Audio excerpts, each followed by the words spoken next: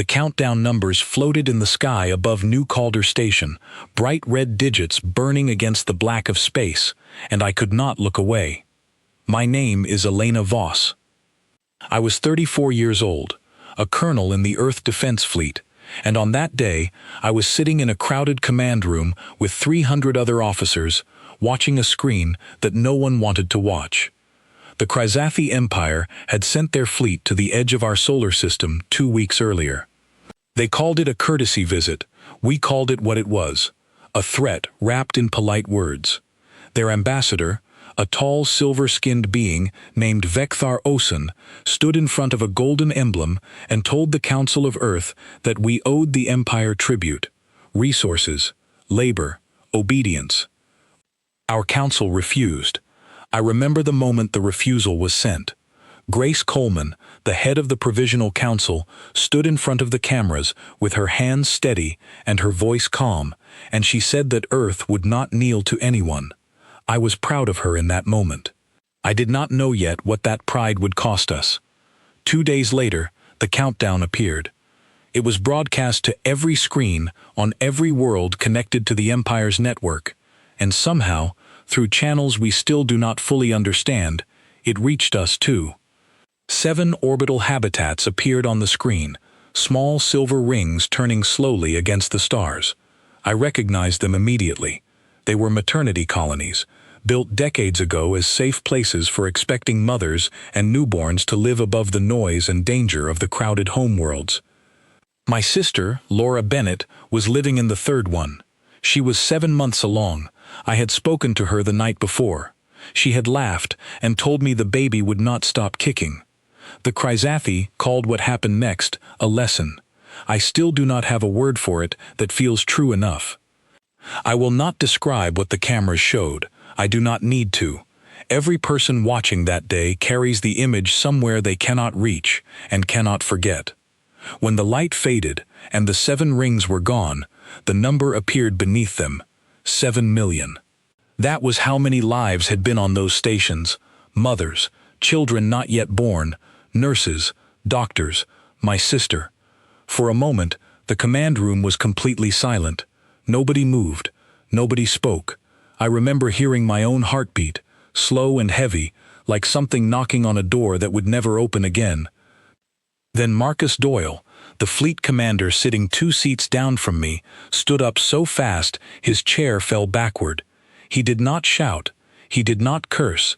He simply looked at the screen, then at the rest of us, and said one sentence that I will carry until the day I die. They wanted us to be afraid. But nobody answered him. We did not need to. I looked around the room and saw something in every face that had not been there an hour before. It was not fear. Fear had been burned out of us in that broadcast, replaced by something colder and much more dangerous. I thought about Laura.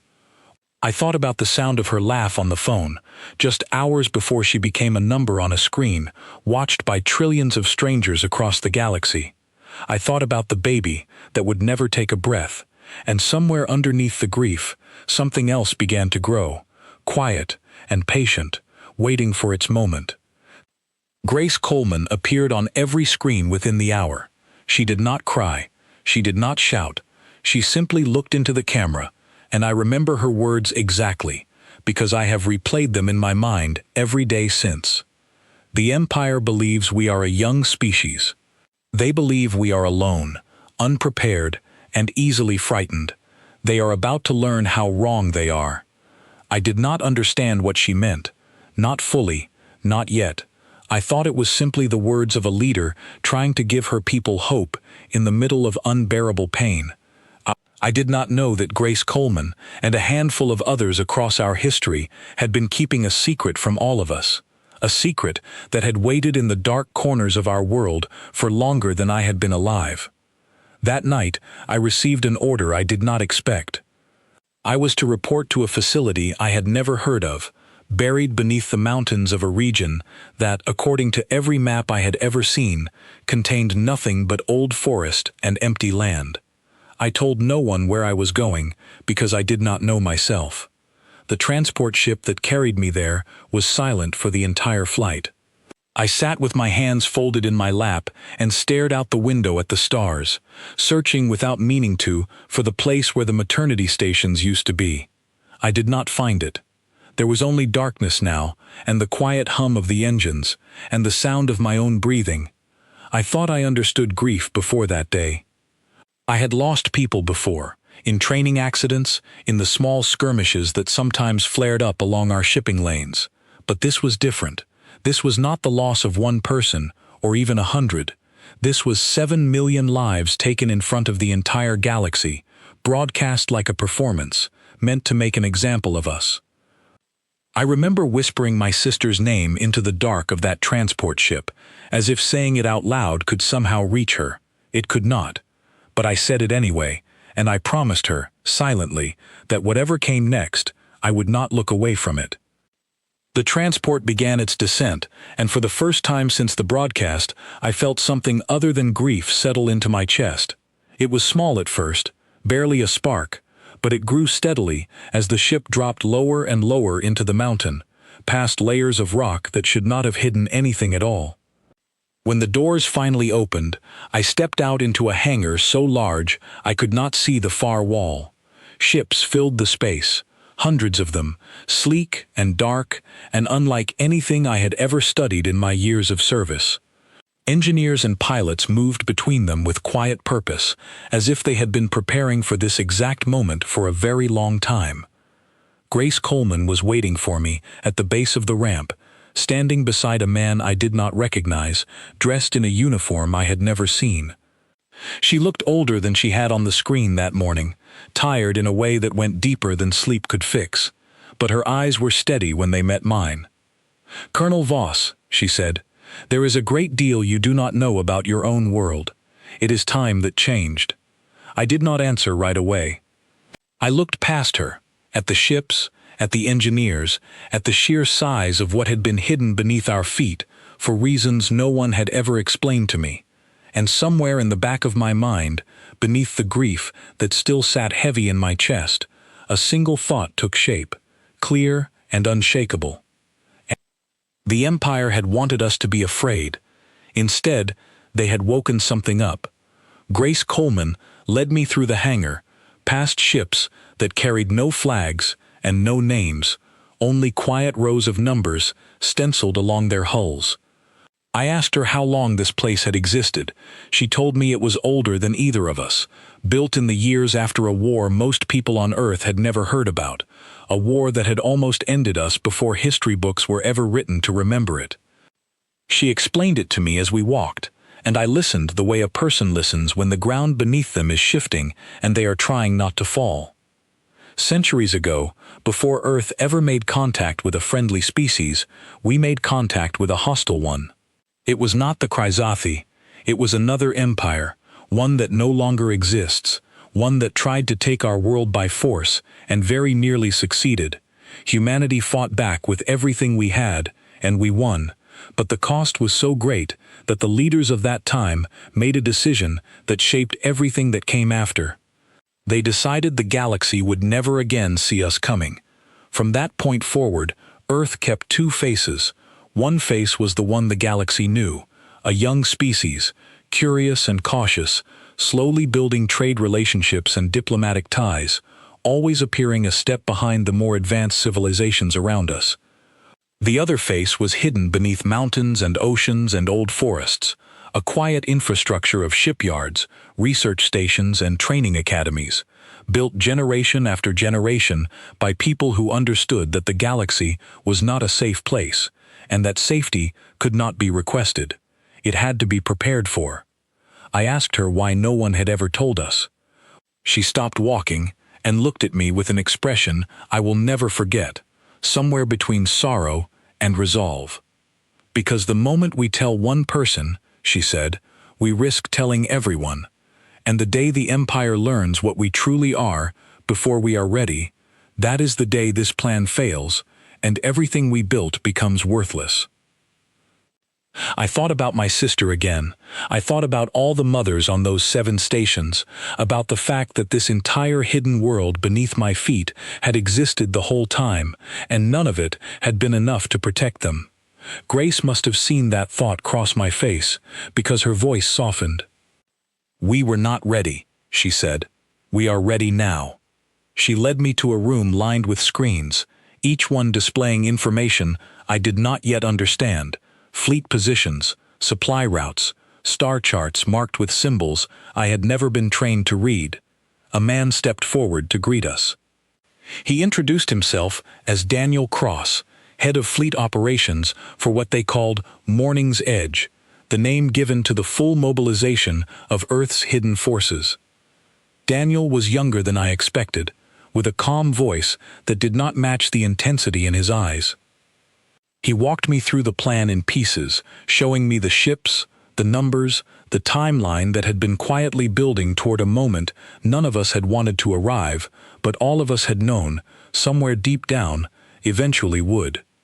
"We have 400 capital ships ready for deployment," he told me. 5,000 smaller vessels, weapon systems the Empire has never seen, because we built them in secret, using knowledge no outside power has ever had access to. We are not attacking because we are angry, Colonel. We are attacking because it is finally time. I asked him what my role would be. He looked at me for a long moment before answering. "You are going to lead a strike wing," he said. "Your combat record is excellent, and Grace believes you have something else this fleet needs, something the numbers cannot measure." I did not ask what that something was. I think I already knew. Grief, focused into purpose, was a weapon the Empire had never accounted for. Over the following days, I met the people who would fly beside me. Owen Blake, a pilot with a quiet sense of humor that never quite reached his eyes anymore, not since the broadcast. Nora Bishop, an engineer who had spent the last 3 years designing weapons she hoped she would never have to use. Peter Hale, a strategist who spoke so little that when he finally did speak, everyone in the room stopped to listen. We trained in simulations built from real Krasathi ship designs, gathered over decades by intelligence networks hidden inside trade agreements and diplomatic missions that had never been what they seemed. I learned things about our enemy that made my skin cold. Their ships were fast, but not flexible. Their weapons were powerful, but predictable. They had grown used to fighting worlds that surrendered before the first shot was fired, and it had made them careless in ways they did not even realize. I also learned about their culture, or at least the parts that mattered for what we were about to do.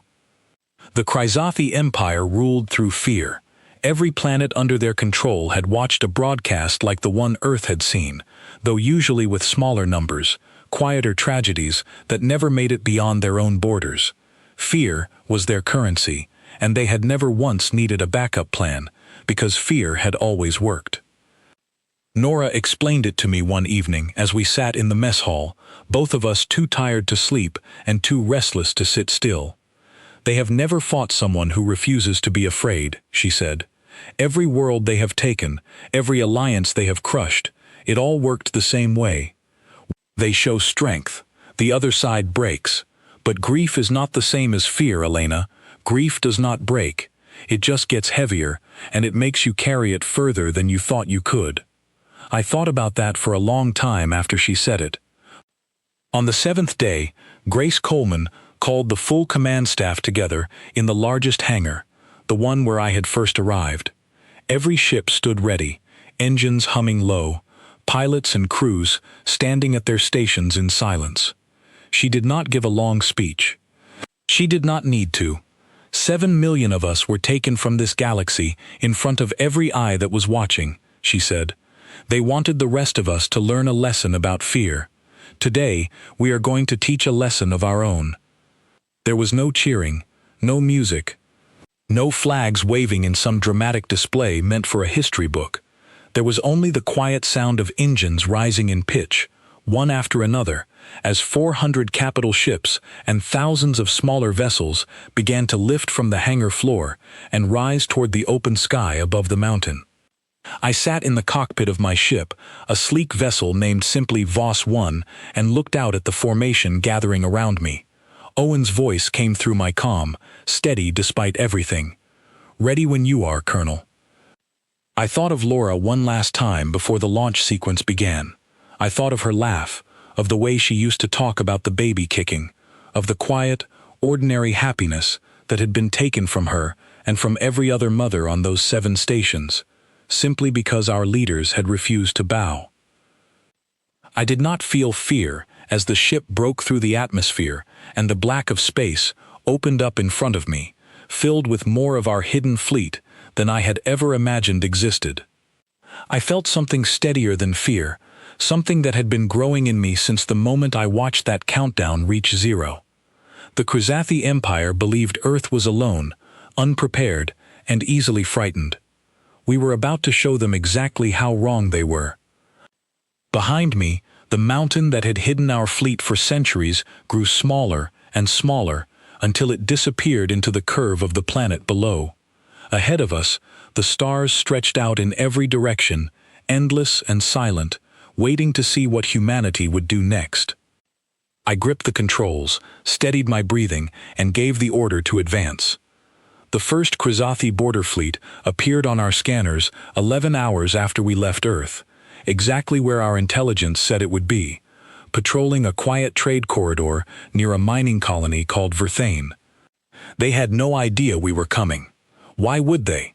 As far as the galaxy knew, humanity had no fleet capable of reaching this far, let alone one large enough to threaten an empire that had stood unchallenged for generations.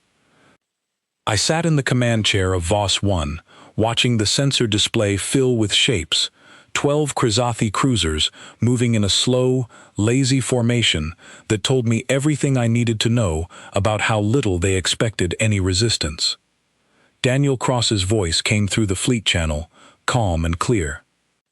"All wings, hold position until my mark. We only get one chance to be a surprise." I looked at the formation on my screen, then out through the cockpit glass at the distant lights of the Krizathi ships, and I thought about how strange it was that something so small and so far away had once seemed like an unstoppable force. Not anymore. Owen's voice crackled through my private channel, quieter than usual. "You all right, Colonel?" I told him I was. It was not entirely true, but it was true enough to fly with. The order came a few minutes later. "Mark."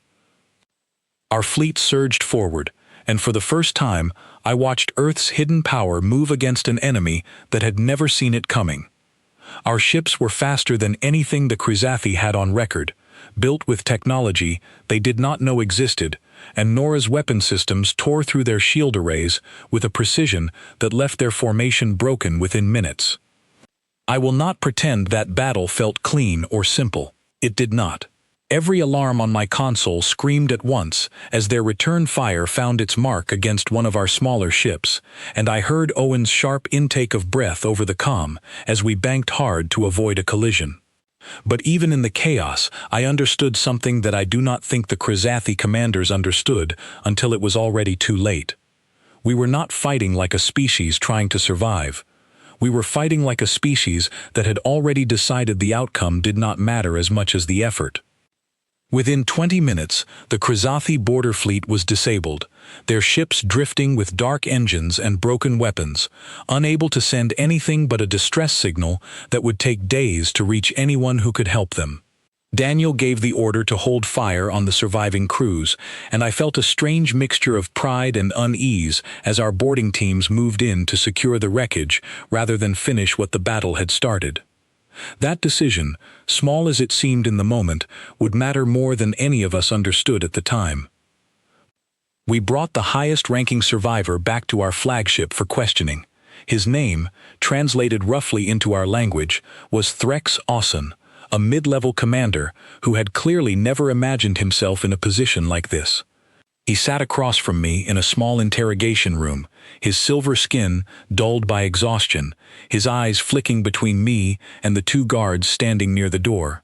He spoke our language surprisingly well, a result, I later learned, of years spent studying weaker species in preparation for their eventual conquest. His first words to me were not a plea for mercy, they were an insult. "You humans are sentimental creatures," he said, his voice thick with something between disgust and disbelief. "You grieve, you hesitate, It has always been your greatest weakness." I looked at him for a long moment before I answered. "You are right," I told him.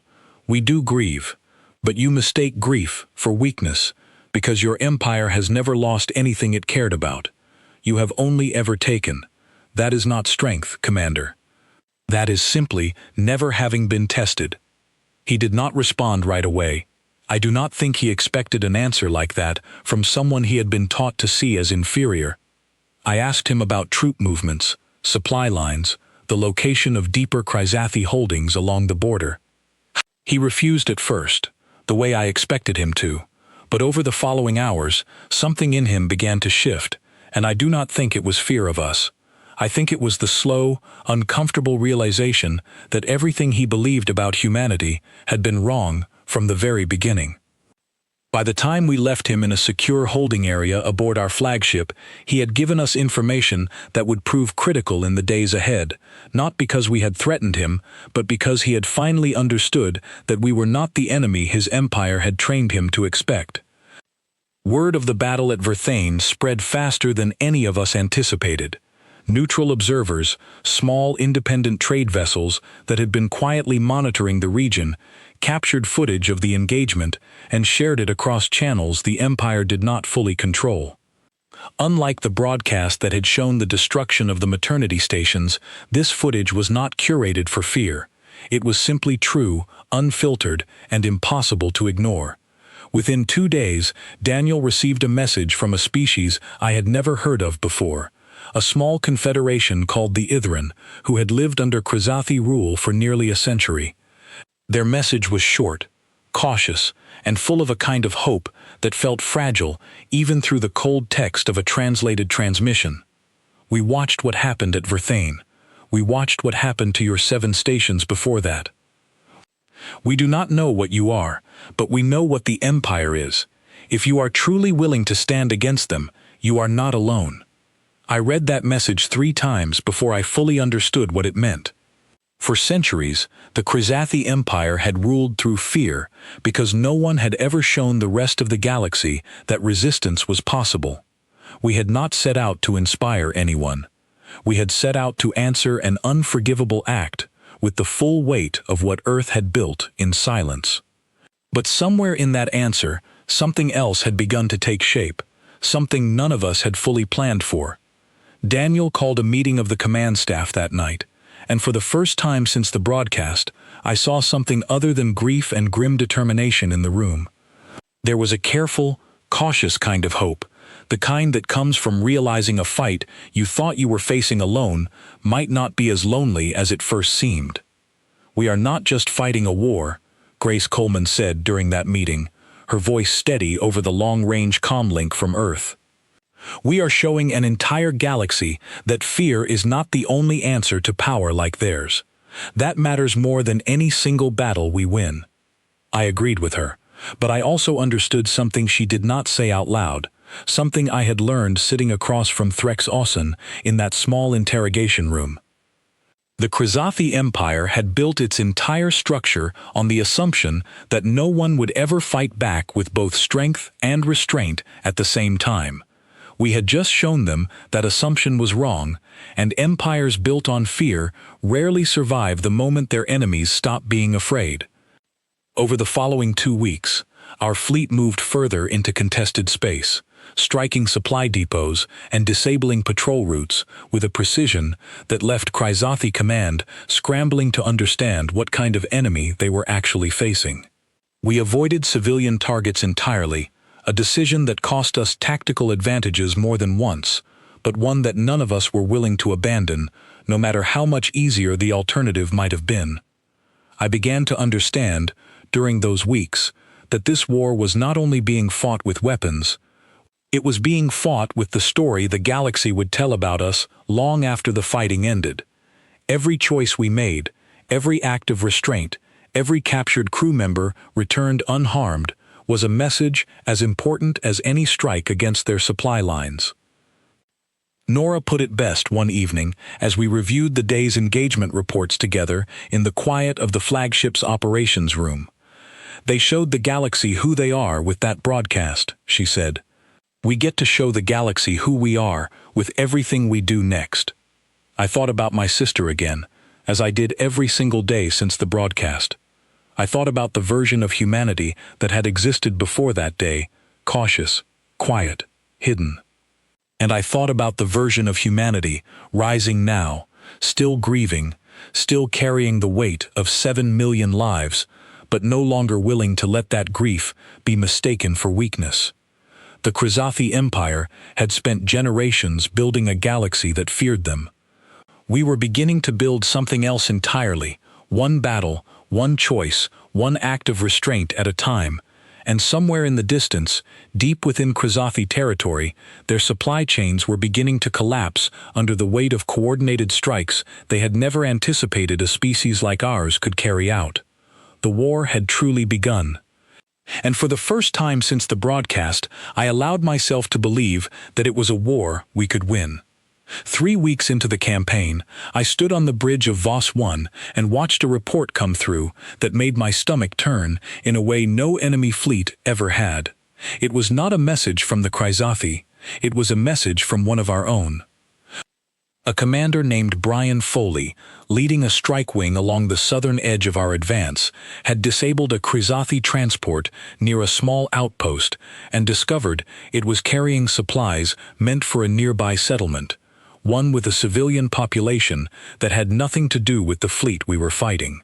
Instead of leaving the settlement alone, Foley had requested authorization to destroy it entirely, arguing that every resource denied to the Empire, no matter the cost, brought us closer to ending the war faster.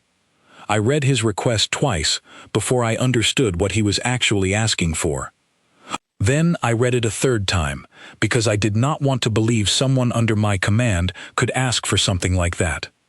I brought the matter directly to Daniel Cross, and within the hour, we were both standing in front of Foley over a secure comlink, along with Grace Coleman, who had insisted on joining despite the distance between Earth and our position.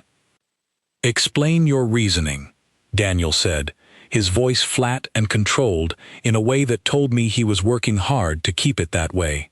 Foley did not hesitate. "We are at war," he said. They did not hesitate to end 7 million lives in front of the entire galaxy. Why should we hesitate to do what it takes to end this quickly? I felt something cold settle into my chest as I listened to him speak, because I understood the logic even as I rejected every part of it. Grief has a strange gravity to it. It pulls people toward choices that feel justified in the moment, choices that promise to make the pain mean something, even when those choices lead somewhere none of us should ever go. I stepped forward before Daniel could answer. "If we destroy that settlement," I said, "we become exactly what we launched this fleet to answer. The Empire killed 7 million people to prove a point about power. If we kill civilians to prove a point about resolve, we have not defeated them, Commander. We have simply become another version of them." Foley's expression did not change right away, and for a moment I was not sure my words had reached him at all. Grace spoke next, her voice quiet but absolute. "The order is denied," she said. "Redirect your wing away from the settlement immediately and return to the rendezvous point for reassignment." Foley obeyed, though I could tell from the tightness in his voice that he did not agree with the decision, not fully, not yet. I understood that too. Grief does not disappear simply because someone tells you the right path forward. It lingers, and it argues, and sometimes it takes a long time to accept a truth that logic alone cannot provide. That night, I could not sleep. I sat alone in the small quarters assigned to me aboard the flagship, staring at a photograph I had brought with me from Earth, one of the last pictures of Laura before the broadcast, smiling with her hand resting on the curve of her stomach. I thought about how easy it would be to let that image justify anything, any action, any excuse to make the pain feel like it had purpose. I understood, in that quiet moment, why Grace Coleman had built this fleet the way she had, why every officer, chosen for command, had been selected not only for skill, but for the ability to carry grief without letting it consume the parts of us that still knew right from wrong. It would have been easy to become something cruel in the name of justice. It would have been the wrong kind of easy. The following morning, Daniel called a meeting of the full command staff, a larger gathering than we had held since the launch from Earth. He addressed what had happened with Foley directly, not to shame him, but to make certain every officer in that room understood the line we had drawn and why it mattered more now than ever. "We are not the only ones watching this war unfold," he said. "Every species out there who has ever lived under an empire built on fear is watching to see what kind of power replaces it if the Chrysathi fall. If we become cruel simply because we have the strength to be, we prove that cruelty is inevitable once someone gains enough power to use it. I refuse to let that be the lesson this war teaches the galaxy." I watched the room as he spoke, and I saw agreement settle across most of the faces gathered there, though not all of them. Foley sat near the back, his jaw tight, his eyes fixed somewhere on the floor rather than on Daniel. I did not know, in that moment, whether we had truly reached him or simply silenced him. I would find out the answer sooner than I expected. In the days that followed, something unexpected began to happen. Word of Foley's denied request, along with the reasoning behind it, spread quietly through our fleet and eventually beyond it, carried by the same neutral observers who had shared footage of the battle at Verthane. The Ithran Confederation, the species who had first reached out to us after that battle, sent another message, this one longer and less cautious than the first. "You had the chance to become as cruel as the ones who hurt you," their message read, "and you chose restraint instead. We have lived under the Empire for a century, and we have never once seen them make that choice. We would like to speak with your leadership about what comes after this war ends." Grace Coleman read that message aloud during our next command meeting, and I watched something shift in the room, a quiet, cautious optimism that none of us had allowed ourselves to feel since the broadcast. We were not simply fighting a war anymore. We were beginning to build the outline of something that might come after it, an alliance built on choices rather than fear. Over the following 2 weeks, 3 more species reached out through similar channels, each one describing decades or centuries of quiet suffering under Chrysathi rule, each one watching carefully to see whether humanity's restraint would hold or eventually break under the weight of the war we were fighting. I understood, more clearly with each message, that every decision we made was being measured not only by its tactical value, but by what it revealed about the kind of power we intended to become. Threx Austin, the Chrysathi commander we had captured after the battle at Verthane, remained aboard our flagship during this time, held in a secure but comfortable section of the ship, rather than treated as a simple prisoner of war. I visited him more often than I probably should have, drawn by a strange curiosity about how someone raised entirely within an empire built on fear would begin to see the world once that fear no longer had anything to hold on to. During one of those visits, he asked me a question I had not expected. "Why do you not simply kill me?" he said. "It would be easier. It would remove any risk that I share what I know with my own commanders if I am ever returned." I told him the truth. Because killing you would not bring back the people we lost.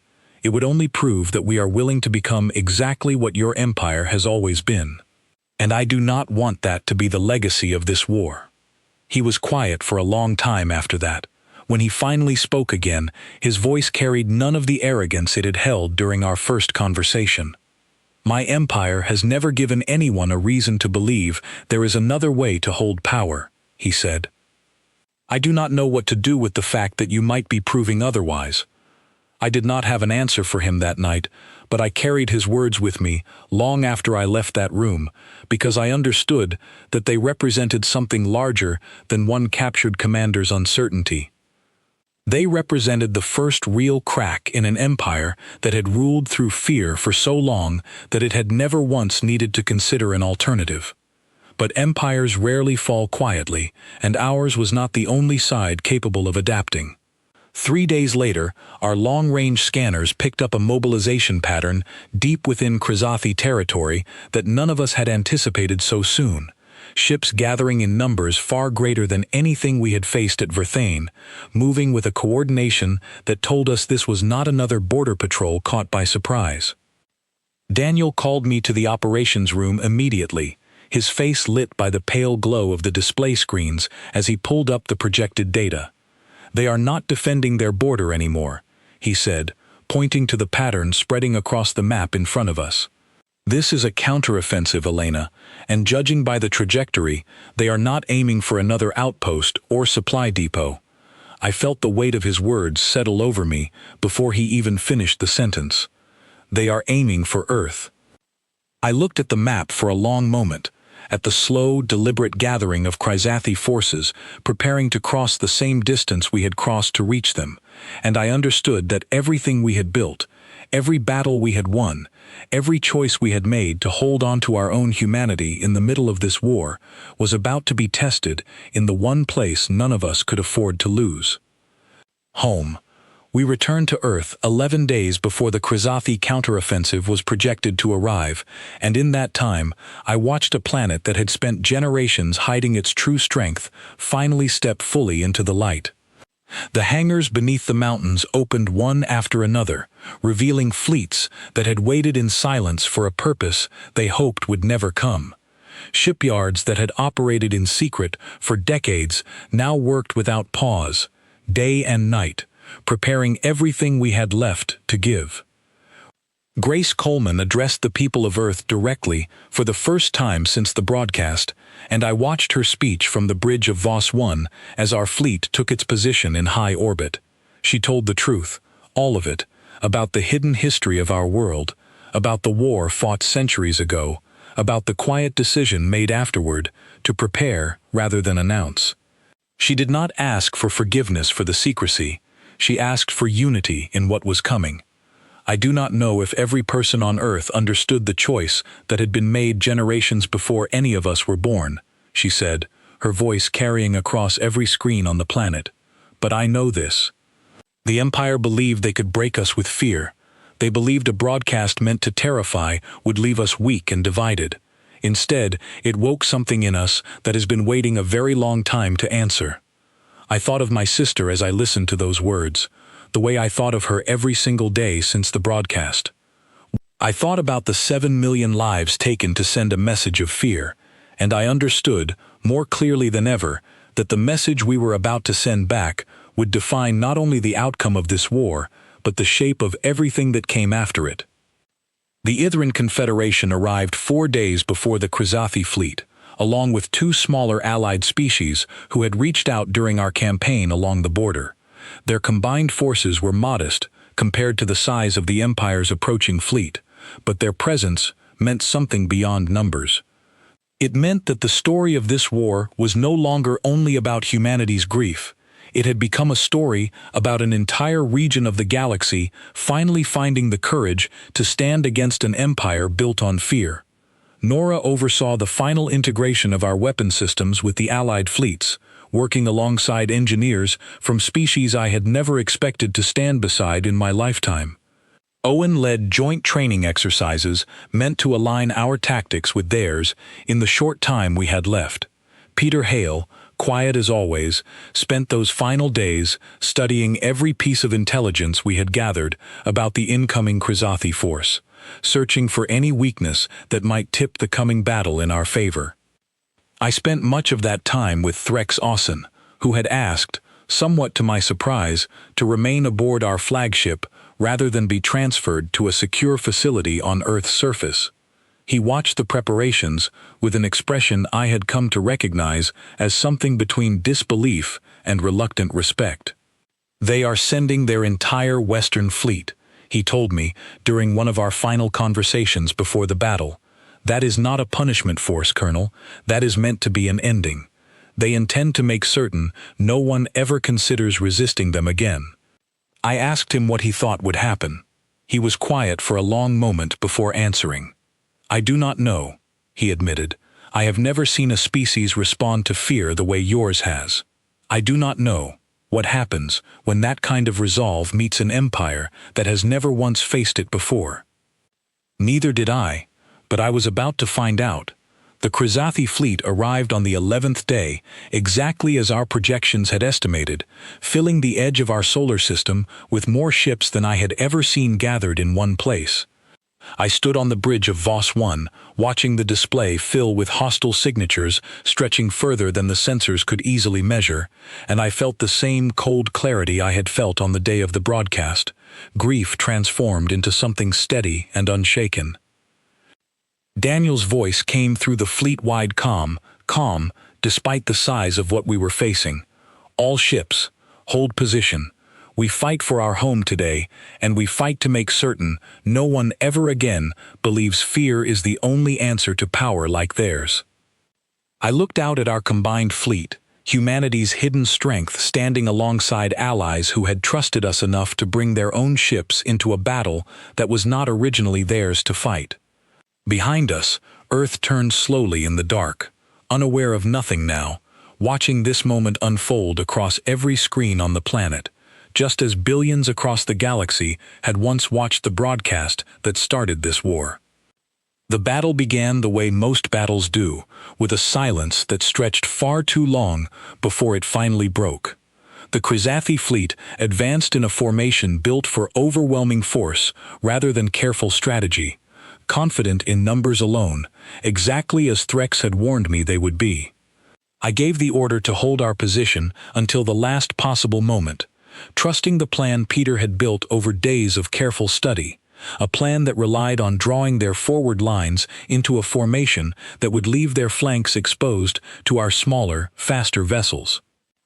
When the first shots finally crossed the distance between our fleets, I felt the entire ship shudder around me as Voss 1 took evasive maneuvers, weaving through a storm of incoming fire alongside dozens of other vessels moving in careful coordination. Owen's voice came through my comm, steady despite the chaos. "Flanking wings are in position, Colonel. Say the word." I looked at the display, watching the Krizathi formation stretch further than it should have, drawn forward by the bait of our forward line, exactly as Peter had predicted. I gave the order. Now. Our flanking wings surged forward from angles the Krizathi command had not anticipated, tearing into the exposed sides of their formation with a precision built from every lesson we had learned since the battle at Verthane. Nora's weapon systems, refined over weeks of combat, cut through their shields with a speed that left entire sections of their fleet scrambling to reform a defense that was already failing. I will not pretend the battle was easy, or that our forces moved through it without cost. I heard the names of ships lost over the comm channel throughout those long hours, each one a weight I carried alongside the grief I had been carrying since the day of the broadcast. But even as we lost ships, even as the battle stretched longer and grew harder than any of us had hoped, I understood that we were not simply surviving this fight. We were winning it, one careful, coordinated strike at a time. The turning point came nearly 6 hours into the battle, when Daniel identified the Krizathi flagship at the center of their formation, a massive vessel carrying the commander responsible for ordering the destruction of the 7 maternity stations. I recognized the name the moment Daniel spoke it over the comm, Warlord Crescent Vol, the same figure who had appeared briefly in the original broadcast, standing beside Ambassador Osun as the countdown reached its final numbers. I did not decide to pursue that ship out of vengeance, though I will admit the thought crossed my mind more than once during those long hours of battle. I pursued it because Peter's analysis showed clearly that their entire formation depended on coordination from that flagship, and breaking it would fracture the rest of their fleet beyond any hope of an organized defense. I led my wing toward the flagship through a corridor of fire that tested every skill I had trained for across my entire career, weaving between debris and defensive fire with Owen and the rest of my squadron close behind. When we finally broke through their outer defenses, I found myself face to face, ship to ship, with the vessel responsible for the single worst day of my life. I did not destroy that ship, though I had the opportunity to. Instead, following the plan we had built together, we disabled its engines and weapon systems, leaving it drifting and defenseless within the wreckage of its own broken formation. I remembered Threx's words from weeks earlier, and I remembered my own answer to him, that killing would not bring back the lives we had lost. It would only prove we had become exactly what we set out to answer. With their flagship disabled and their formation shattered, the remaining Krazathi forces began to break apart, some retreating toward the edge of the system, others simply going still, their commanders realizing, perhaps for the first time in their careers, that the fear their empire had always relied upon no longer held any power over the fleet standing against them. Daniel gave the order to hold fire on the retreating ships, allowing safe passage for any vessel willing to withdraw without further conflict. It was not mercy born from weakness. It was a choice, deliberate and clear, meant to send a message every bit as powerful as the battle itself. We captured Warlord Crescenval alive from the wreckage of his flagship, brought aboard our ship under heavy guard, though he offered no resistance. I stood before him in the same interrogation room where I had once spoken with Threx Ossen, and for a long moment neither of us said anything at all. "You killed 7 million people to send a message about fear," I finally said. "Now the entire galaxy is going to watch what we do next, and it is going to be a very different message." He did not answer, not with words, but I saw something in his expression that told me he understood exactly what was coming. We broadcast the surrender negotiations across every channel the Empire had once used to spread fear across the galaxy, the same channels that had once shown 7 maternity stations destroyed in front of billions of unwilling witnesses. This time, the broadcast showed something else entirely. It showed restraint. It showed captured commanders treated with dignity rather than cruelty. It showed an alliance of species standing together, having chosen unity over vengeance even after suffering an act designed to break them apart forever. Grace Coleman delivered the final terms herself, standing before the same cameras that had once carried news of Earth's darkest day. Her voice was steady, carrying none of the anger I knew she still held somewhere beneath the calm exterior she presented to the galaxy. "The Krazathi Empire chose fear as its foundation," she said. "We are choosing something else. Not weakness, not forgiveness that has not been earned, but a different kind of strength, one that does not require the suffering of innocent lives to prove itself." This is the message we send back to the Empire, and to every species watching who has ever wondered whether there was another way. The war formally ended 3 weeks later, with the Empire agreeing to withdraw from contested border territories and release every occupied species who wished to leave their rule. It was not a perfect peace. Empires rarely fall completely, and the Krazathi retained much of their power within their own core worlds. But something had shifted permanently in the balance of the galaxy, a crack in the foundation of an empire that had ruled through fear for longer than most species could remember a world without them. I visited the memorial built on the site where the maternity stations once orbited, 6 months after the war formally ended. Earth had constructed 7 quiet monuments, one for each station, floating in careful formation exactly where the originals once turned slowly against the stars. I stood in the observation deck of a small transport, looking out at those monuments, and I thought about Laura, about her laugh, about the baby who never had the chance to take a first breath. Grief does not disappear simply because a war ends. I have learned that much across the months since the broadcast that started all of this. It changes shape, sometimes, and it settles into a quieter place, but it never fully leaves. I do not think it is meant to. I think grief, carried carefully, is part of what reminds us why restraint matters even when the alternative feels so much easier. I thought about Threx Ossen, released from custody after the peace agreement was signed, choosing to remain on Earth rather than return to the empire he no longer fully recognized as his own. I thought about the Ithran Confederation and the other species who had found the courage to stand with us, not because we promised them safety, but because we showed them another way was possible. I thought about Grace Coleman's words from the very beginning of this war, spoken before any of us fully understood what we were about to become. The Empire believes we are a young species. They believe we are alone, unprepared, and easily frightened. They are about to learn how wrong they are. They had learned. The entire galaxy had learned. 7 million lives had been taken in a single, terrible broadcast, meant to teach fear to a species the Empire believed too weak and too young to answer. Instead, that broadcast had revealed something the Empire never anticipated, a strength built not from cruelty, but from grief, transformed into purpose, and purpose carried carefully enough to remain something worth protecting. I stood at that memorial for a long time, watching the 7 monuments turn slowly against the stars, carrying my sister's name and the names of 6 million others into a future none of them would ever see, but one that existed, at least in part, because of what their loss had ultimately awakened. The alarm on my console screamed before I even understood what it meant. Red light